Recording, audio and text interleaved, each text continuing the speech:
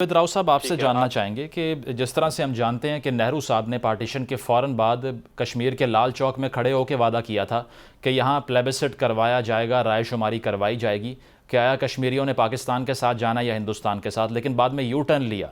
तो आपको लगता है कि नेहरू की जो ये पॉलिसी थी, जो वादा खिलाफी थी, वो एक बहुत बड़ा फैक्टर बना इस वॉर को इनिशिएट करने में? 55 करोड़ रुपया स्टेट बैंक में देना था, वो नहीं दिया।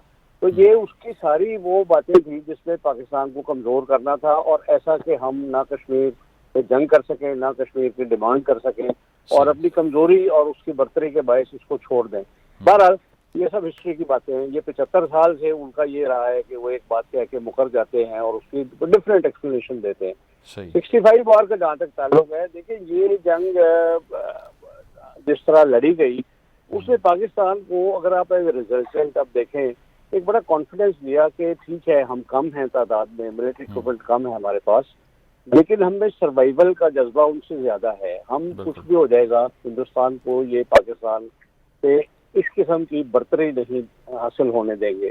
और ये डे वन से ये उस कॉन्फ्लिक्ट का, एक्चुअली एयरफोर्स की जंग तो 1 सितंबर से शुरू हो चुकी थी। जी। हमने सरताज रफीकी ने और इम्तियाज भट्टी ने उनके 4 जहाज गिराए। वो 4 आए थे एरिया रेकी के लिए, उन चारों को मार गिराया। और अच्छा। उसका नतीजा ये हुआ कि उन्होंने उस टाइप के सारे जहाज जो थे ना अपने थिएटर से निकाल दिए। उनको 6 सितंबर से पहले अंदाजा हो गया था कि ये वाले जहाज पाकिस्तानी जहाजों के मुकाबले में नहीं ठहर और सकेंगे। आबिद साहब, एरियल अच्छा बैटल के अंदर भी आप लोग मैसिवली आउटनंबर्ड थे। जी, हम लोग एक्चुअली रेशो हमारा 1:3 का था।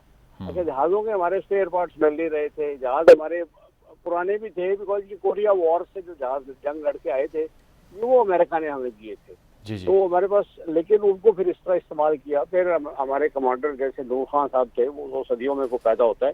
जी जी। उसने जिस तरह एयरफोर्स को लड़वाया कि C-130 ट्रांसपोर्ट एयरक्राफ्ट उसके मैन्युफैक्चर के वहमो गुमान में नहीं होगा, उसमें भी बॉम्ब्स डाल के क्लोज स्पोर्ट के मिशन किए, उनके एक एयरफील्ड पे अटैक करवाया।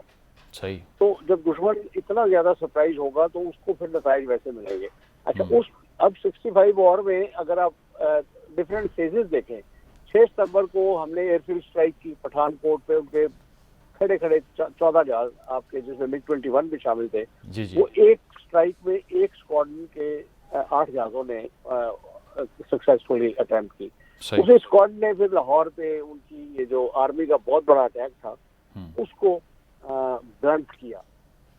तीसरे में फिर आप आ जाए एयर डिफेंस के उसमें, 7 सितंबर को MM आलम ने एक सॉटी में 1 मिनट के अंदर उनके 5 जहाज जी गिरा जी, दिए, जो जो वर्ल्ड वर्ल्ड रिकॉर्ड भी रिकॉर्ड कहा जाता है ना। जी जी। और आज तक है वो नहीं तो बिल्कुल। टूटेगा। फिर आपने मतलब पहली मिसाइल की दुनिया में आफ्टर सेकेंड वर्ल्ड वॉर वो पाकिस्तान एयरफोर्स ने अचीव की।